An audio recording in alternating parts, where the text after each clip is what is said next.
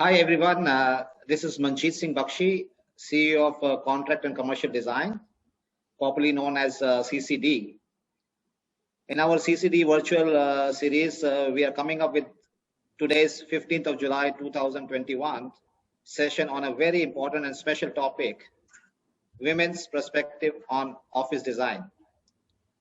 Especially in the era of millennials and Generation Z, and for that we have a diverse panel of qualified and very experienced industry leaders with varied perspectives and valuable insights.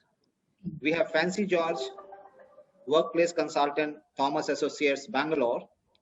We have Meenal Sinha, founder and CEO, Meetings and Offices, Mumbai. We have Dr. Madhu Chandhok, director and founding partner, PIP 2020 from New Delhi. Further, to moderate this amazing set of professional ladies, we have none other than Mr. Deben Moza, Executive Director of Knight Frank, India. Taking this opportunity, we thank our sponsors, Communique, Workspaces That Inspire, a professionally managed office and co-working from New Delhi, USM, a modular furniture company from Switzerland, and Luxy chairs from Italy.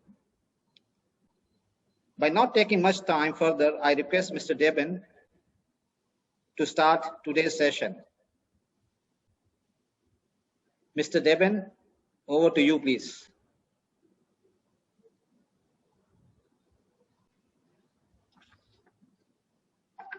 Mr. Deben, over to you. I think he has a connectivity issue.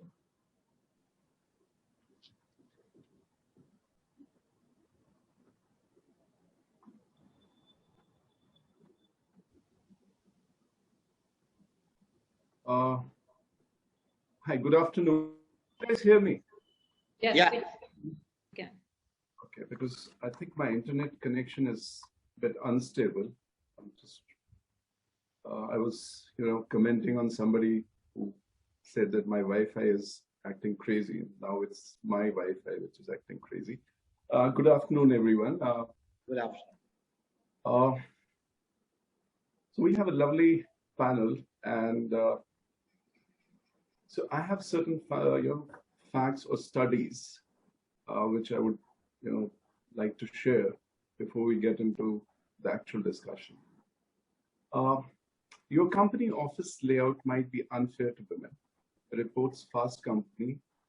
A Women in Workplace study by leanin.org and McKinsey suggests that squared off segmented spaces that describe most office layout favors the hierarchy, working style men prefer.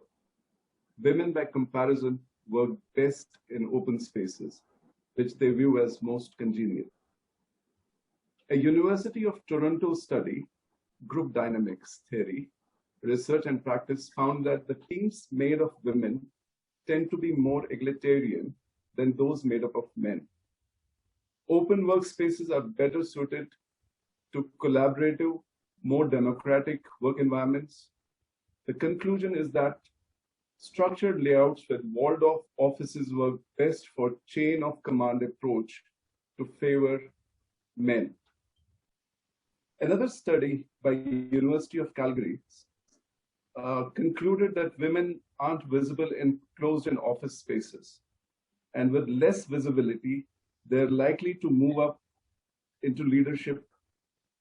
They're not likely to move up into the leadership roles in their companies and be as successful professionally as men. A lack of gender diversity in the workplace is one of the most challenges that women face in design. Creating an inclusive community is best achieved by having more diversity on a team. More diversity provides a space for conversation relating to inclusivity to happen. Firstly, I'm privileged to be moderating this panel discussion on women's perspective on office design, and I'm quite sure with the wealth of experience all the panelists bring to the table, we'll have interesting takeaways for the audience. So let's get started. The question is there a gender bias in office design? 80% of 13 to 20-year-old or Gen Z believe that gender did not define a person as much as it used to be. 56% of Gen Z said they knew someone who went by gender-neutral pronouns, such as they or Z, compared to 43% of millennials.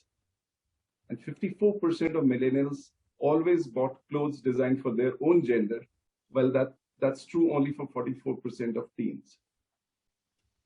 They see gender, sexuality, and their own general identity as fluid or different from what was assigned at birth, while the world they interact with often forces them to make a decision. So my first question is to Fancy. Are there gender-related challenges in workplace? And how office design should be done, keeping in women employees' needs in mind?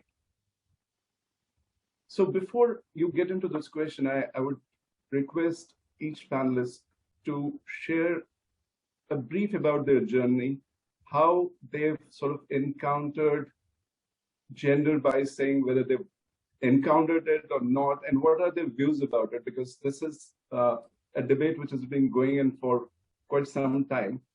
So I'll start with Madhu.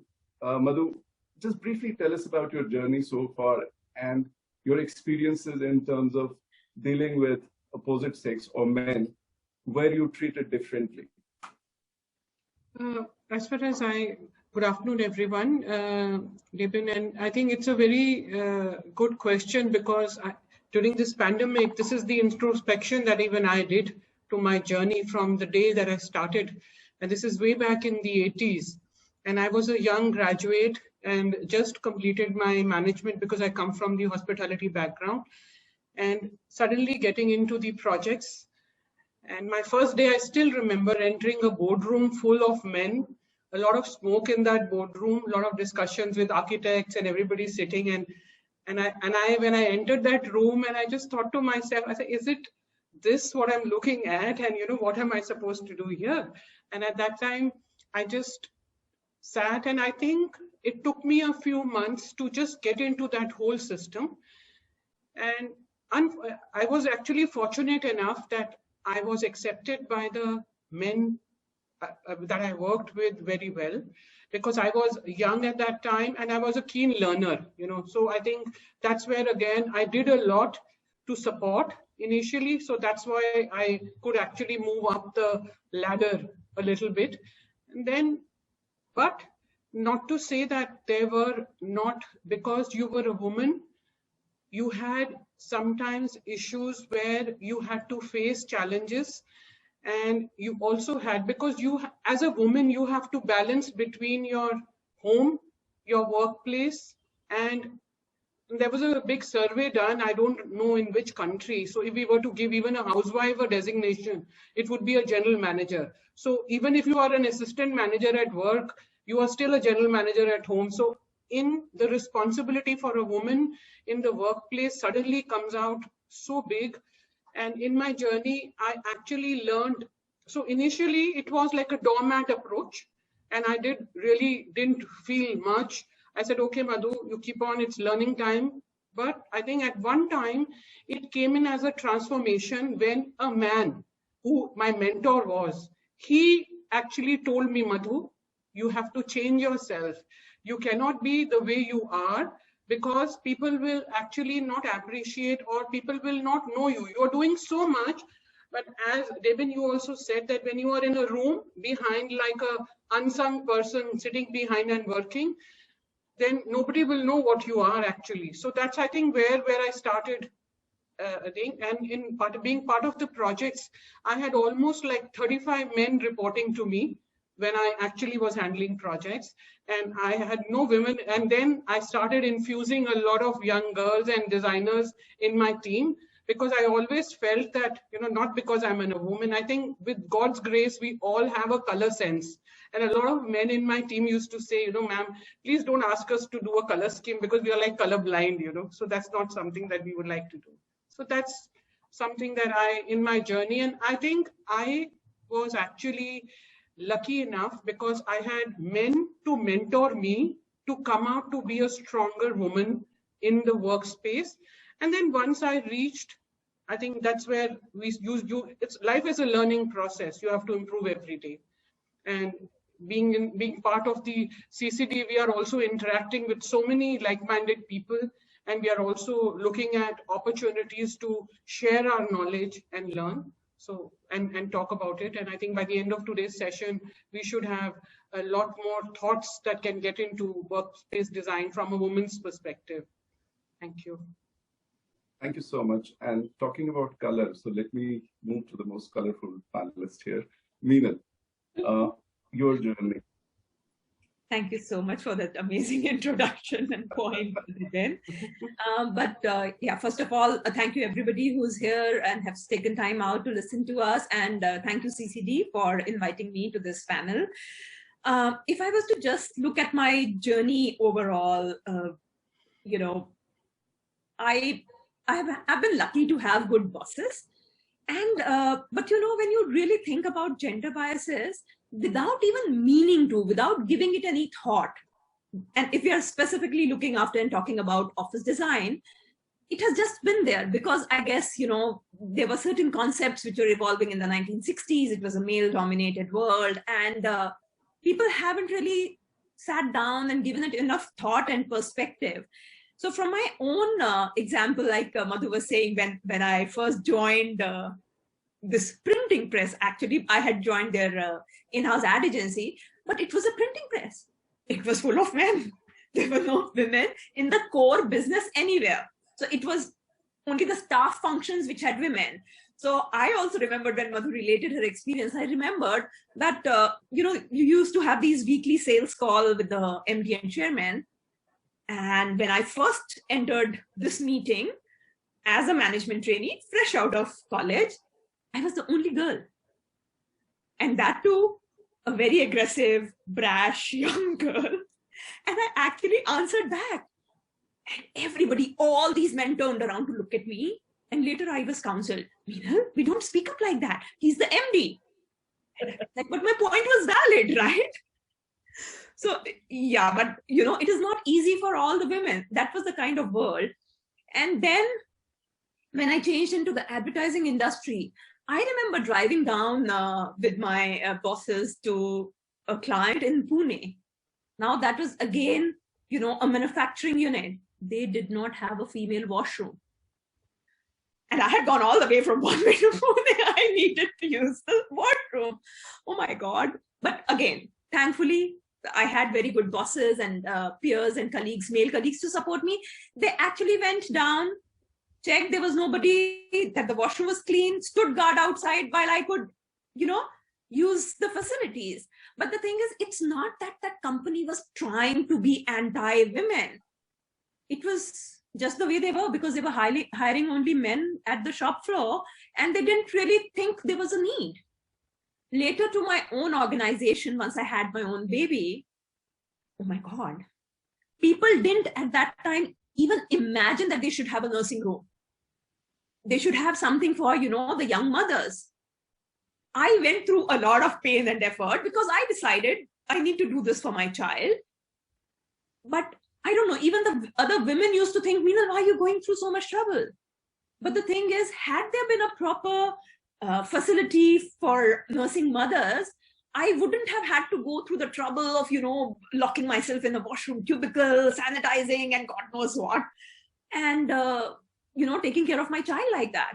And I know my bosses and they are still great friends from that organization, previous organization, but it is not because they didn't want to help. It is because they never thought about it like that. So yes, I think all of us, without anybody else meaning to or not, have gone through a lot, and thankfully it is changing now, which is, I think, a big step. Great, thanks. You know, lovely stories. You know, experience. Sorry, Fancy, tell us about your journey. Okay, so I think for me, it's been like, I've been actually quite lucky to be brought up in a family that was extremely equitable. There were 3 girls, 1 boy. So the girls were in charge. and my father never ever, made us feel any different. We were always kind of equal. I had no clue about what I was going to face in the workplace. As far as I was concerned, we would all just take up our own responsibilities, take care of it equitably at home. So that's the way it's been. And then you get into the workplace, right? So till then, it's always been equitable. You're responsible. You're traveling alone. You're taking care of your younger brother, younger sister, elder sister. You're all together. And then you get into the workplace, and then you get into that attitude of like everybody's equal, right? So that's how it was. It's always been for me. And then reality kind of hits when you get into the workplace, and everything is fine as long as you're doing your work. You're really sitting and focusing on the work that you're doing. Then you don't see anything wrong for the longest of times. At least that's how it had been for me. I even remember I would go to sites at 12 in the night, okay, and 12 or 1 in the morning just to check if the work is happening, because that was my project and I had to go check. It never occurred to me at that time that woman going alone. My car got broken into, my stereo was stolen. I went to fight with the watchman. I said, what the hell were you doing at 1 in the morning? So it was always like that for me till you hit some point where you say, hey, it's dangerous. And then you shouldn't have been doing that. Something could have happened. And then when that hits you, you start thinking, okay, maybe that's not the right thing to do. And then there's, that thought creeps into your head. You have kids. And then your kids come along and you're like, no, you can't do that. You can't get into an auto. You can't go anywhere alone. So your daughters are protected, your sons are at home. That kind of creeps up, because I think that's just the way we are brought up and the way we think and so on and so forth. For me, honestly, because I think I've been lucky to come from a family that always treated us equally. And when I had my kids, I was in the US for about 7 years. During that time, I think the way workplaces are looked at out there and the way facilities are given for working women is a lot more different from what is going on out here, right? Out there are mothers' rooms. They take care of, anyway, you can go into a retail outlet and then there's a mother's room in there as well. So we are still kind of catching up to that to some extent. To your point, Meenal, on looking for places. I mean, my kids were growing up when I was, they were very young in the US. So it was a very easy place to bring kids up in the US. Then you come back here, get back into the workplace, and it's all fine till you hit some certain, level of your profession. And then, there's this thing, there is this thing there. Then that's where you start kind of getting aware that things are not quite what it seems.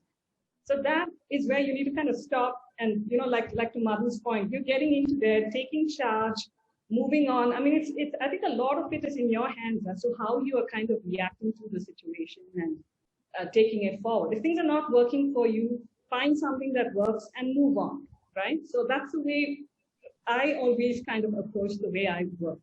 I never let anything like this stop me. So I would just keep moving on. If things are not working, make it work for you and move on to the next goalpost.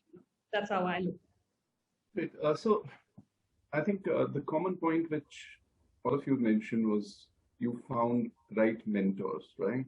Who guided you, and there would be, I assume that most of them would be men. So, and, family who supported, which is not case in most of the, most of the cases, it's not the same way. People struggle right from, childhood in terms of when they're, told what to do and what not to do just because you're a girl or so. I think what I could hear from all of you is that there was a family support, and then you had mentors, which I think had played a great part in your growth. So coming back to the question which I asked earlier is, how do you think, and this is for Madhu again, how do you think the modern office design should be done in terms of keeping in mind the needs of women employees, and how that should be taken into consideration? Do you come across architects who are sensitive about women, what women need, or what are the needs?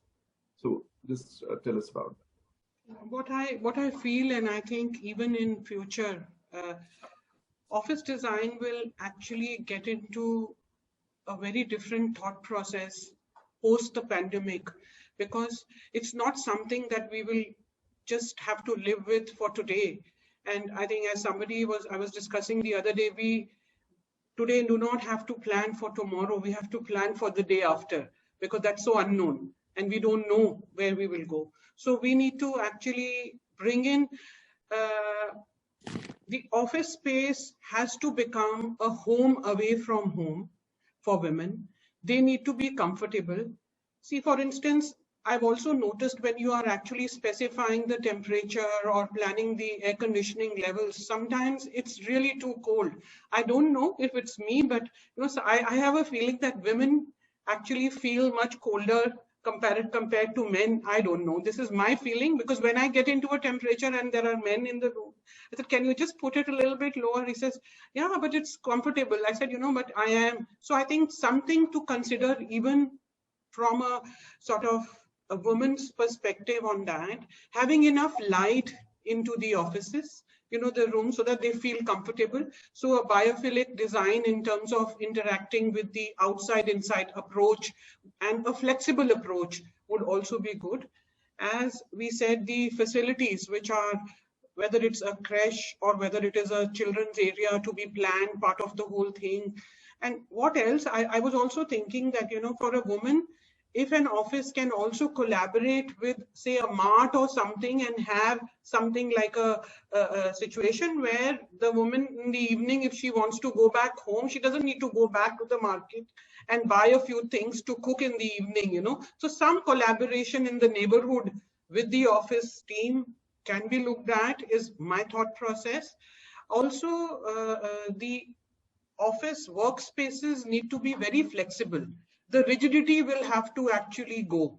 It will have to be very fluid, so that if today I want to sit by the window because I'm not feeling very good sitting inside in the center, I should be able to do that. So I should be allowed. There shouldn't be too many ifs and buts or too many do's and don'ts. This is more from an operations perspective, when you actually set the do's and don'ts for them. So look and feel, I would say, infuse a little bit of color. Let the offices not be very monochromatic. Let the art also talk about engaging with nature, with culture, with women, and with actually bringing them at an equal par. I'm not saying the offices should become a woman-centric office. It's not.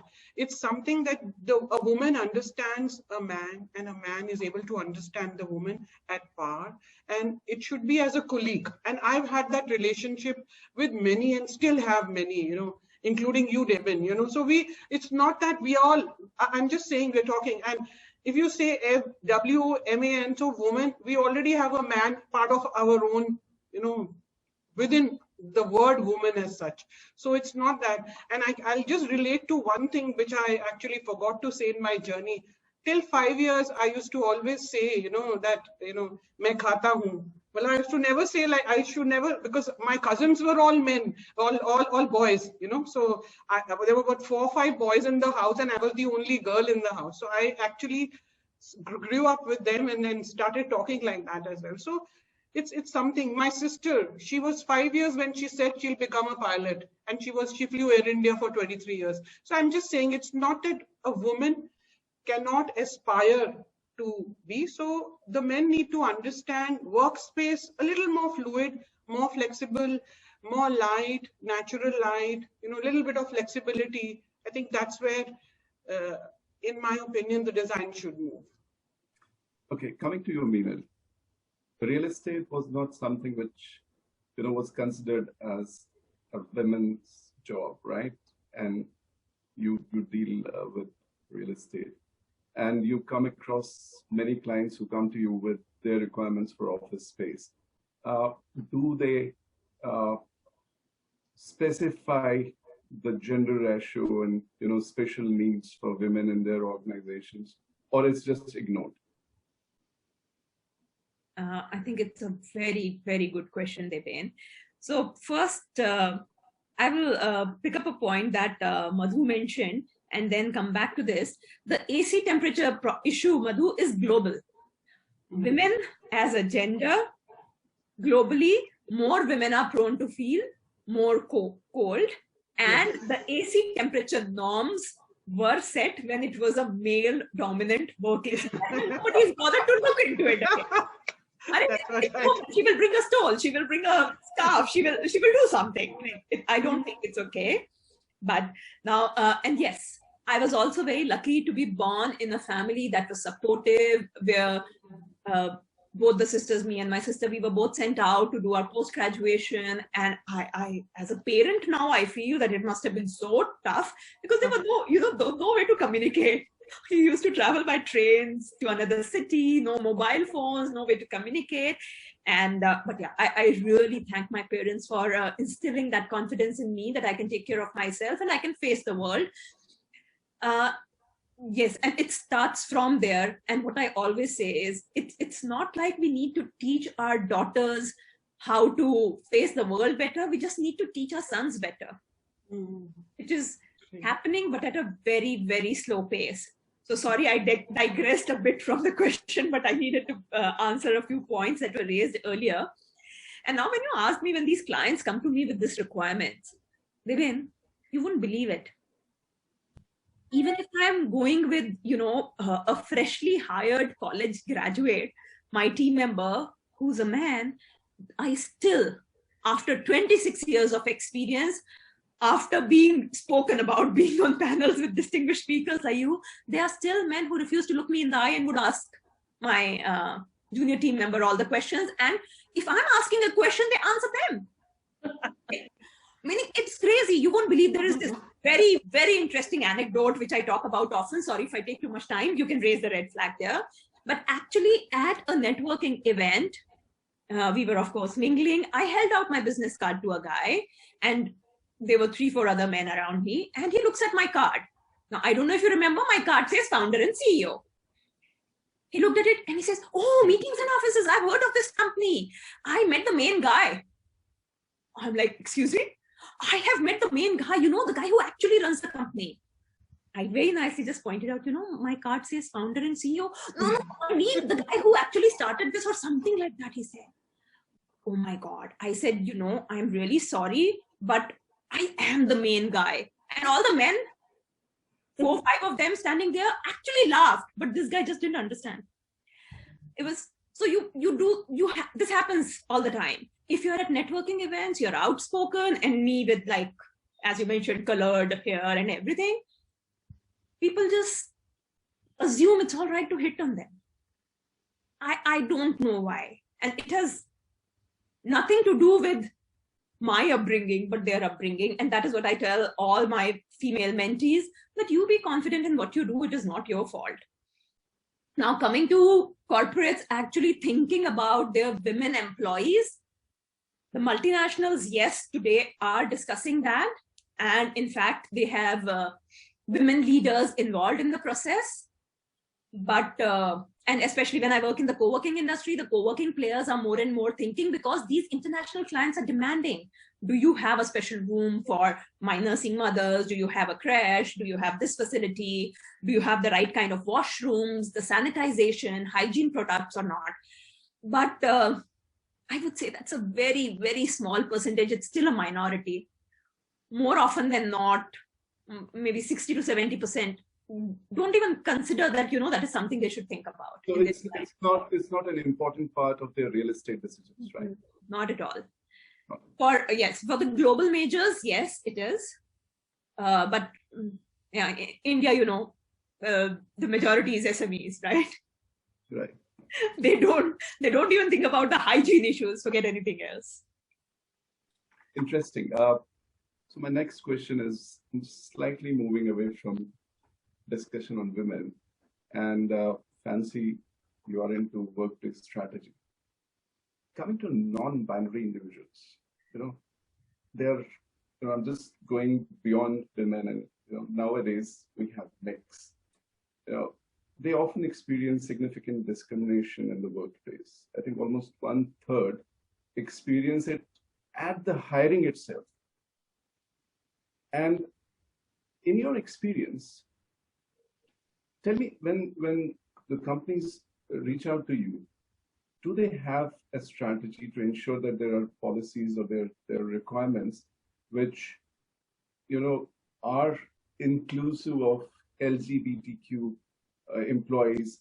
Do they have surveys which would identify somebody as transgender, non-binary, or gender non-conforming? Most of the time it's either you take male or female. So things are changing. So just share your experience about this. Yeah. So I think before I jump into that, I just wanted to even touch upon a little bit on what Meenal mentioned about, the kids and how they're thinking these days. My kids know more about LGBTQIA than any of us in our generation.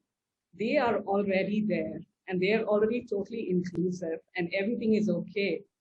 My son's friend dresses up in, skirts and tops and they pierce their ears and everything is fine. I mean, that's the way the world is moving. And we are at this point still saying people have to, grow up and be aware of the situation in the workplace. And now to answer your question, I think from what I have seen, at least from a lot of companies coming in, is like, there is a move towards a workplace that is totally gender inclusive and diverse and an equitable workplace. So, we are in the situation now where people are coming out. There are men who actually identify as women who are identifying as men. And then there is the other gender. They don't identify as men or women. So it's no longer like, just two genders. There are many more. So that is the kind of workplace that we need to be, catering to, for which you need to apply the principles of universal design, right? So the universal design principles is taking care of all of these genders. There is no, and then somebody was asking a question just now on ratio of men to women. It's no longer just men to women. It's men, women, other gender. So you don't identify with a particular gender. We need to be able to cater to those others as well, right? So, and then you're asking it because as per NBC, 60% is for men and 40% is for women. There are lots of companies now who are coming straight away. It's 50-50. A lot of Fortune 500 companies are very clear. We are kind of going towards a totally equitable workplace. So it's like 50%. Men, women, gender, you use 50 as a ratio, 50-50, right?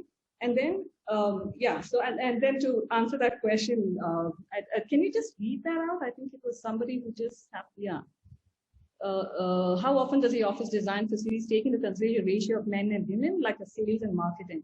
And I think here is where the thinking has to change. You're no longer like, imagining a workplace where sales has more men and lesser women.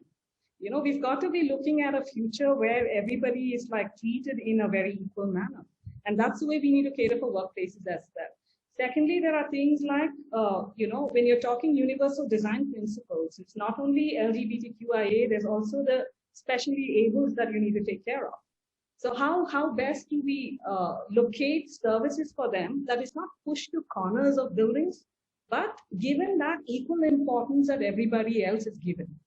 The sense of arrival has to be there for everybody. Instead, what we do is we take these ramps, push them to a corner of a building, and then we have a little special elevator that's pushed to some side of the building that brings people up into the floors, and they can only use that. They are not treated equally when you're not given that special arrival experience. Everybody has to be given that. So if we have to keep elevators and escalators and staircases and ramps, I think we should be all clubbed together. That's what a universal design principle states. But are people following it? Because so to answer look your at any question, office, we're getting there, right? 10 years back, we didn't have a ramp. 15 or 20 years back, there weren't no ramps. And today, that's like taken as a must, but still it's kind of pushed to this side. But now it's more like, how do you make them special? How do you make it equitable? So the experience has to be there that's equal for all. They should not be pushed to a side saying, oh, you're specially able and go to that side, to the side of the building and get inside. They should all be given equal importance when you're coming into the workplace. And even the way we design the workplace, everybody has to be given that importance. So if you're talking about the widths of the corridors and ensuring that your door opening sizes, all of them has to be of a certain size. Why do we give some rooms that are 900 wide, some 750? We need to consider that there are all kinds. So we have to design workplaces to cater to all of them. But you still have workplaces, which address disability, standards. Yeah. But when it comes to, as if you take the ADA or American Disabilities Act, so following that, you're good. But what is the percentage? So again, Fortune 500 and all of these, most corporate companies follow that as a norm. Yes. But like Meenal was mentioning also, there are some companies say, hey, I don't have the space, give me the efficient. But that was again, pre-pandemic. Post-pandemic, I think we are finally waking up and saying, we need to do something about this. Make sure you give gender inclusive, diverse, workplace filled with well. But are organizations open in terms of when you, for workplace strategy, if you're conducting a survey? Yeah. Do they give you a data in terms of, how many are, like transgenders, or, how many would need, gender neutral facilities? So if do you come across such clients in India now?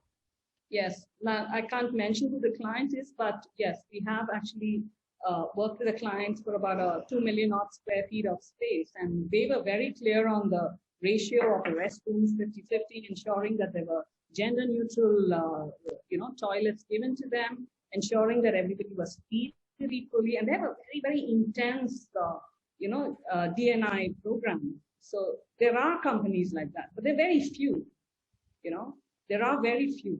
And then they give you a global take on what is happening, and they say, because that's what you have to be going towards. Whereas India itself, I think we're still catching up. I'd like to hear from maybe you as well, Deben, on this.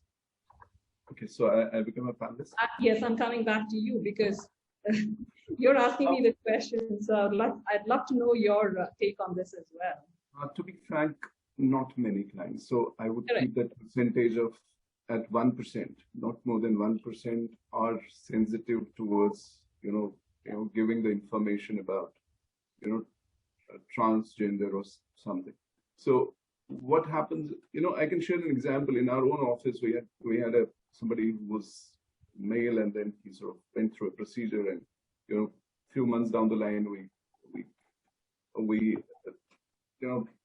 he changed the name and became she. So we have to be very sensitive because we faced the challenge. We had not created a unisex toilet.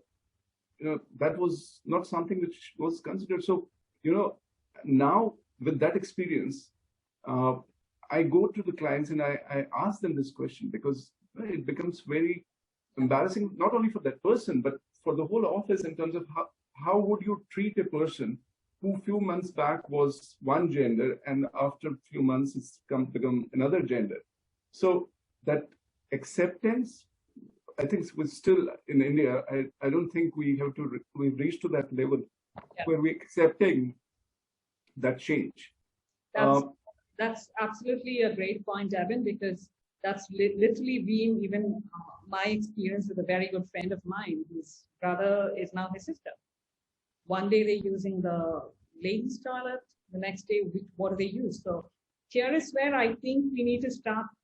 I think it's a conversation that needs to happen, because the more and more people are aware of it, the more you have that conversation. And then the next step would be to carry that learning onto your next project and to ensure that, we're making a totally equitable workplace or designing for an equitable workplace. So Madhu, I think, let me just point here, Deben, with your permission. Yeah. So I think this was a very interesting discussion. And yes, if we are looking at planning for the future, the upcoming generation believes more, like we said, in maybe non-binary.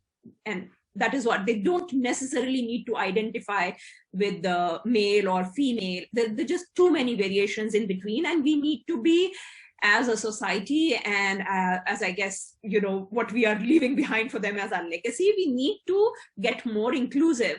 And in fact, Deben, the experience that you related, I was reading a study that somewhere in the US, an organization realized that they need to be more inclusive. And what they did was, without thinking, just both the male and the female washrooms, they made them inclusive. So female and anybody else, and male and anybody else. Now, of course, that would cause a problem, right? Because the male washrooms don't have cubicle stalls traditionally, and the female washrooms have only stalls. So it became like a mess. So you have to really think this through. And there has to be a separate facility for everything in between. It has to be more inclusive. It has to be planned like that. And even if you're looking at just women, like Fancy mentioned something at how the workspace design is, unfortunately, height with more women is a problem, maybe especially in India. So if you have all the top shelves so high that we need a ladder, it's not going to be convenient. Or, you're always looking over your shoulder. Is there a guy next to me? Can I please ask him to put this down? Women need more storage. We have our laptops and we have our handbags. And in my last organization, all my office shoes used to actually stay in the office. Because it's so much easier to travel in flats and, just pick up your heels in the office. So women need more storage. And I guess, and that goes to the universal gender also today, like Fancy was mentioning about her son's friend. My son, on his 19th birthday, because of all the friends that he has, he said, I am going to wear a dress and click my picture and post it on Instagram. I said, please do.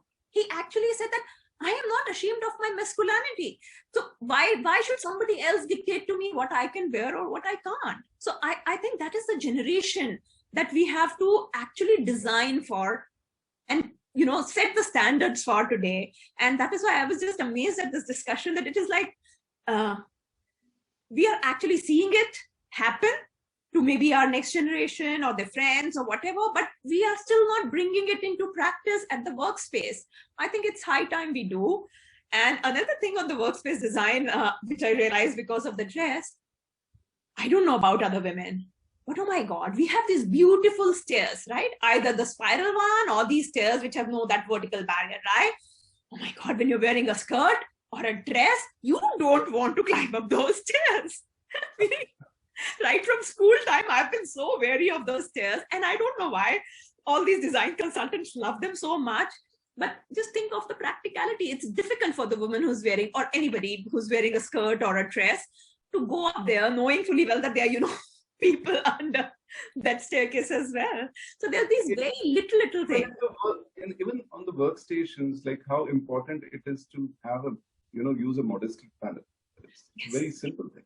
It is very simple. Now, women are very emotional. If I'm crying, I don't want the entire world to see that I'm crying. And okay, women, a lot of well-meaning people also do that. People would suddenly come over your shoulder and stand, right? Even in school, teachers do that. It's not okay to do that. Women actually get very wary. Suddenly there is somebody, a man just standing right behind you. Oh my God. It is not okay. So, we need to build these elements into the workspace design. I think initially we were just discussing that women prefer open workspaces. That's what the studies have shown. But maybe we need to fit it into the culture of the place we are building the office organization for. And also, I think every organization has a DNA, a different culture, a different DNA, a different ethos. So it has to be very organization specific, because the kind of people who are there, the kind of bonding they have, the kind of mindset they have is all going to bind to that organizational DNA. I spoke to Thank Madhu. you. Madhu, I just wanted to add one thing to this, that, I wanted to understand the change in hospitality. You can talk about workplace, but in terms of how. Okay. So maybe I'll talk about it, and then there's one point I wanted to talk. So the change, what will happen in hospitality? I think hospitality, we all know that right now it's like a bleeding industry.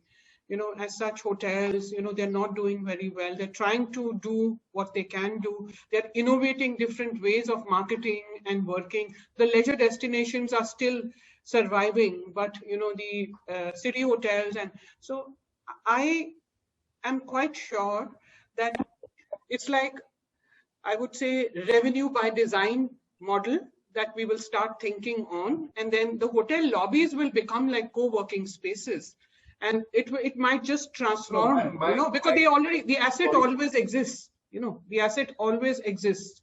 The lobbies are there. There's hardly any revenue out of that space. So maybe when they are redesigning, they will become like airport lounges. I think, like that airport lounges with zones created where people can have meetings, especially our Aero City in Delhi. I thought people will come from Japan, will come from Switzerland, will come from US, have their meetings in that Aero City and just go back. They don't even need to come to the cities to do if they have to have a face-to-face meeting.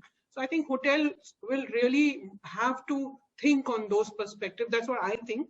Because it's like, and business centers in any case in hotels are vanishing because nobody is using them. Those are like dead spaces. Those could become libraries, lounges, etc. So as designers, my question, Madhu, was related to inclusive design, because we spoke about how it's not, offices nowadays should not be designed just for men or women, or it should be beyond that.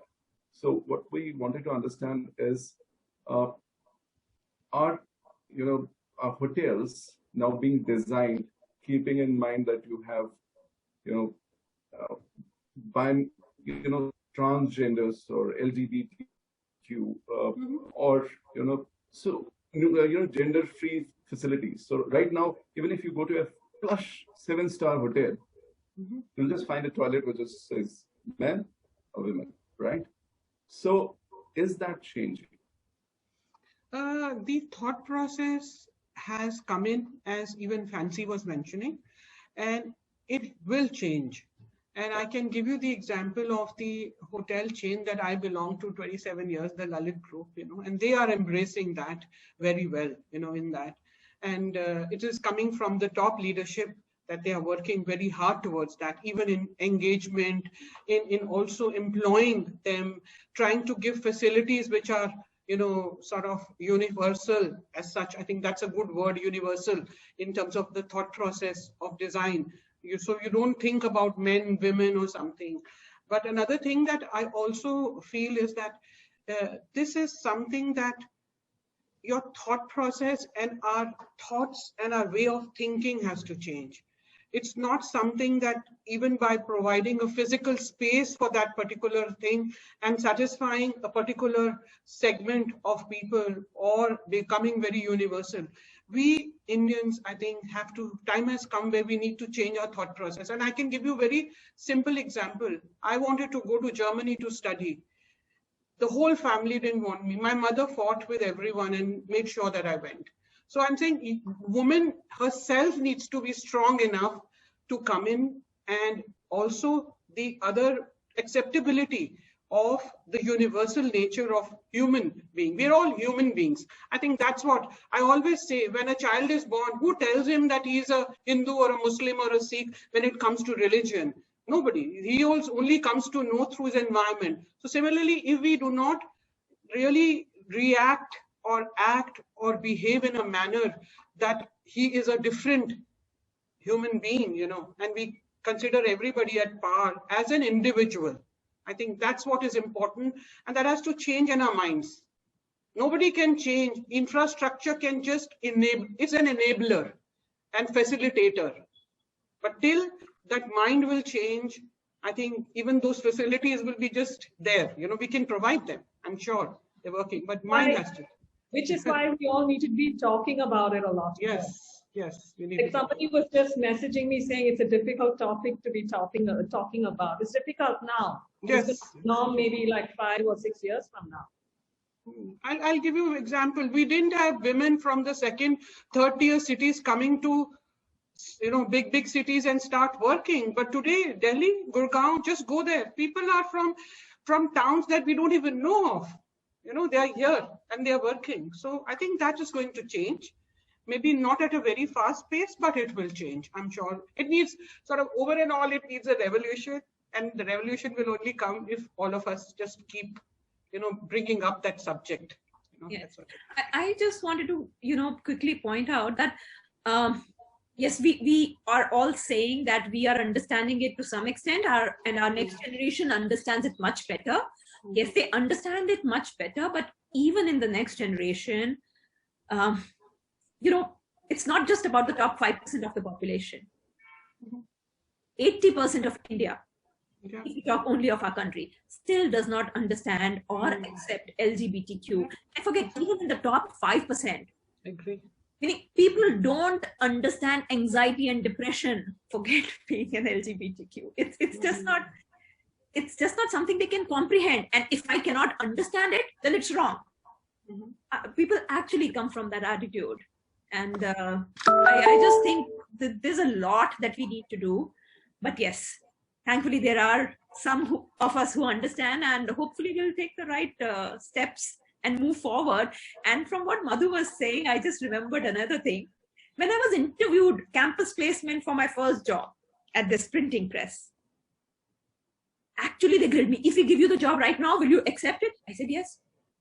Don't you have to take permission from someone? I was like, no, my job, my life, but you will have to shift to Bombay. And I was like, yeah, so?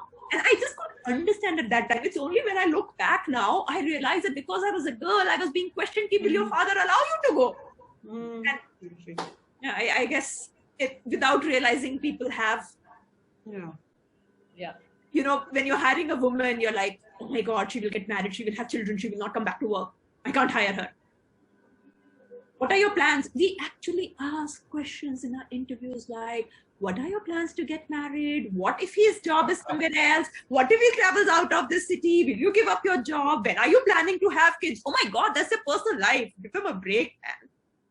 That's where I think people like us have to be mentoring the young, because I always have conversations with these young girls. Like they'll be like, you're going to get married and then, I don't know what's going to happen. You decide. You decide if you want to continue working. Why should somebody be telling you that? Exactly. My question, the next question is related to what you guys were discussing in terms of, all of you have reached to a very senior level in your professions, and you face, stress or heightened pressure both from work and home. And, how do you manage being a mother, a woman, a wife, an employee, or an employer? And has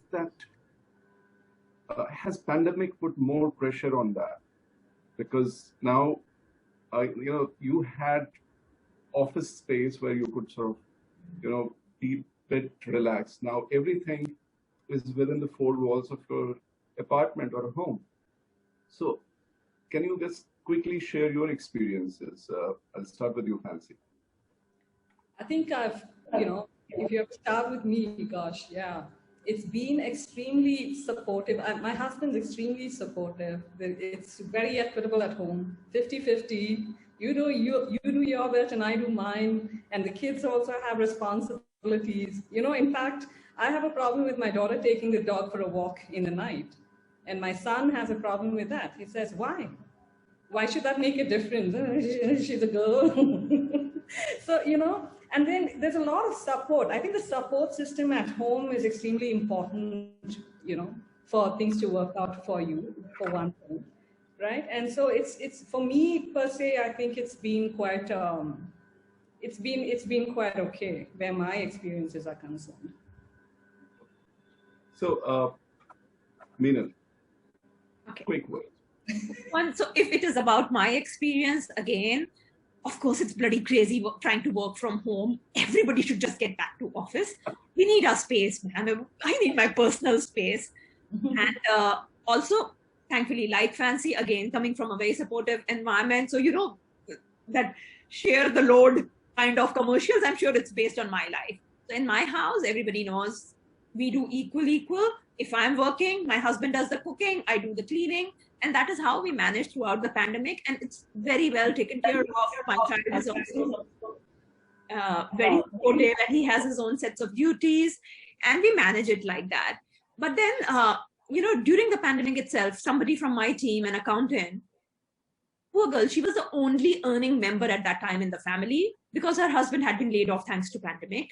She was still not only cooking, cleaning, giving them food on time, giving medicines on time, but also going down to do the grocery shopping and refilling the gas all on her own because it's her job.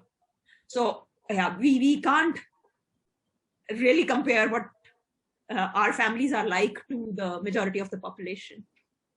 And Madhu, your experience? Yeah. So during the pandemic, it was just two of us. The kids have now grown up. So I think we actually same. It's very collaborative. And I am proud to say from the time I've got married till today, every morning, first cup of tea is made by my husband. So this is something that I cherish. Even if I'm awake, I don't make that cup of tea. So that's what it is. That's what it is. So I think we are all there in a world where we have to understand. When my kids were small and I was part of projects, and like Fancy said, middle of the night, I asked him, just take me to the hotel. You know, there's a carpet being laid. I need to see if it's being done well or not. 1 o'clock in the night. So he would just take me to the office at that time, and I would just make sure that things are, you know, right or not. So I think we have to be there. And on the other hand, Meenal is very, very correct. It's not, probably we are all very blessed, all of us here on the panel, but there are many, and I can, you know, I have many women who I actually mentor, and I tell them that, you know, you need to be strong. I'm not saying you need to be really very tough, but you need to at least voice what you feel. You know, there's a very good word that in Hindi that we use, sehna, you know, woman bahut sehti hai. You know, as a woman, we really take on too much on ourselves. And sometimes we have to see, okay, I'm also an individual, you know, I'm also, so I need to find Madhu. Who is Madhu? You know, we just forget sometimes. So we need to find ourselves. That's what we mentor. So I think that's, and I'm very sure only women can help to empower women. You know, that much I can really say very loud. It's women who can empower women. The men have to respect, but a woman can really empower by setting examples. And I think by listening to this webinar, probably some men will be inspired as well. We do not know, you know, because we're all here. Yeah, I'm sure they would be inspired. In fact, I was reading this quote of Mahatma Gandhi, which, you know, goes as like, first they'll ignore you, then they'll laugh at you, then they fight you, and then you win. So it's on women. There were, you know. So finally, I think we're coming towards the end. We just got 3 minutes. One piece of advice you guys would give to aspiring women leaders. Madhu, I'll start with you. I would say, believe in yourself. I think it's very important. And another thing that I practice, just see everybody like a mirror. That means you see yourself in the other person. These are the two things that I practice most of the time. Well said. Meenal? I would say, so of course, what Madhu said is perfectly right. Believe in yourself. But I would also add, be unashamedly and unabashedly you. Don't let anything or anyone in the world change you. Yeah, don't change. But those were quite heavy words. Like, it reminded me of Shashi Tharoor. So I need to, you know, ask you. all I'm saying is, all the aspiring women leaders out there, like Madhu said, believe in yourself and keep on doing more of what you do, because it's who you are. Don't change yourself. Learning is an ongoing process, but don't continuously think that I have to change myself and who I am as a human being, as a person. Be who you are and be confident in who you are. Yeah. Fancy. So I'm going to say Madhu plus Meenal plus, man, just think out of the box. Just go after your dreams and don't let anything stop you. Not your gender, you know, nothing. Just think out of the box and just go after your dream. Great. Thank you. Madhu, Meenal, Fancy. It was very interesting and enlightening discussion we had. And, you know, as Madhu said, you know, there are a lot of men tomorrow making tea for their wives. And as Meenal said, I need to understand those words again, whatever was that. You know, be unashamedly and unabashedly yourself. Without shame. No, it was interesting, and I think I enjoyed it very much. Manjeet, do we have any questions from audience? Yes, sir. I think Fancy already answered the question that was there. Yeah, but there was just one. There was one question. I think this one, which actually we addressed in the end. There, I would like to know what Indian women who are not westernized, what are their needs in the office? I don't know if the attendee is a friend of everybody else on the panel and CCD and all, but I take objection to this categorization. What do you mean? So I'm a westernized woman. What do you mean by that? I think the basis itself is wrong. I really object, and I'm not one, like I was talking to Deben, I'm not one of those extreme feminists or something like that. Equal opportunities, but I really don't like this term. So we'll strike off this question. There was a serious objection to that. Thank you so much. Manjeet, over to you.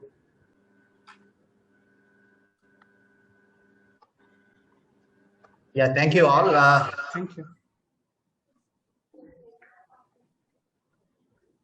Yeah, it was a wonderful session. I mean, I think some of the ladies sitting in our office as well, I mean, they were thinking, yeah, I mean, they never thought, they were thinking, but they never came up with something which was really answered by Meenal especially. I mean, talking about some of the manufacturing units, I mean, story. So I think I hope the participants must have, or the audiences have liked the panel and the panel discussion. Thank you so much, Mr. Deben. As usual, I mean, handling it so well, especially the ladies, the beautiful ones. So, and thank you, Fancy. Thank you, Madam Madhu, and thank you, Meenal. Thank you. It was a great having you all in CCD's virtual series today. Thank you so much. Thank you. Thank you. Bye. Pleasure. Bye. Pleasure. Bye.